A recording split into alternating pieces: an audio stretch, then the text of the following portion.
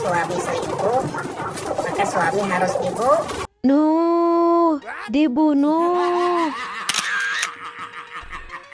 main bunuh-bunuh saja, harus dibuktikan. Ibu mah. Nah, sekarang ibu-ibu, kalau suami pelit, maka suami wajib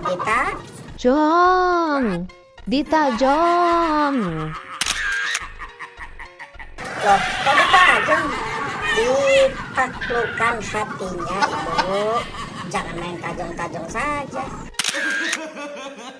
Nah, sekarang saya tanya bagian sebelah sini. Kalau suami nggak mau kerja, maka suami harus Digantung. Loh, kok digantung? Bukan digantung, ibu, digandeng semangat kerjanya, biar semangat kerjanya gitu.